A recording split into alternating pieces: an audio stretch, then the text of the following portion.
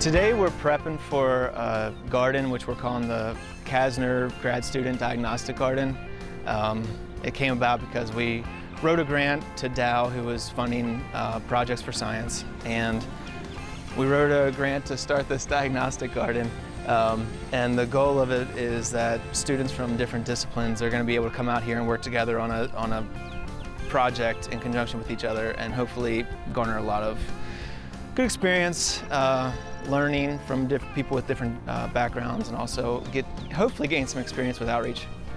But the students out here aren't just doctorate of plant health students. These are also graduate master's and PhD students in entomology, plant pathology, agronomy, horticulture. So we've got a lot of different people from a lot of different backgrounds. So our goal here is to try to get our garden to look as nasty as possible with diseases and insects and anything else we induce. We're trying to simulate some conditions that should be conducive to disease and bring some insects in. We're doing a diagnostic garden with some of the graduate students. It's a co-collaborative effort between the Doctor of Plant Health students, entomology students, horticulture students, pathology students in the different graduate departments. So with this particular piece of garden, we're going to go ahead and let the insects come in, and we're going to go ahead and see a little bit of what that damage does and what those insects looks like, whether those are good insects, bad insects, identifying them by maybe species or family.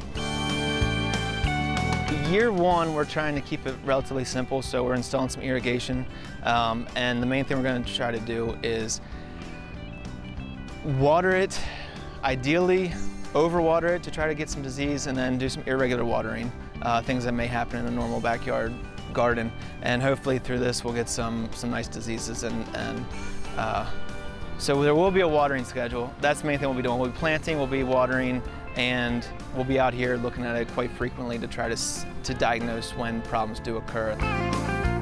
We've got it set up so that it's going to be really easy to control. Up at the top we're going to have the 3 different groups, so we're going to be able to we'll be able to control each one of those separately, each of the treatment groups. And so it'll be real easy. It's going to be a low maintenance thing. We'll just come in, you can turn it on and then turn it off when you're finished, and it's going to be a low maintenance one. It's one of those you put in the work now so that you don't have to put in the work later on. So the goal is hopefully we get these plants growing, we get them nice and diseased and infested, and then we can invite hopefully the public in to come to some open house type days where the students can then talk about what's going on with the plants, why it's happening, how to manage this in your own gardens potentially. So hopefully with the background of the students that we'll have out here, we'll be able to put on a pretty thorough open house and answer a lot of questions that people may have about what's going on, what's going wrong in their gardens.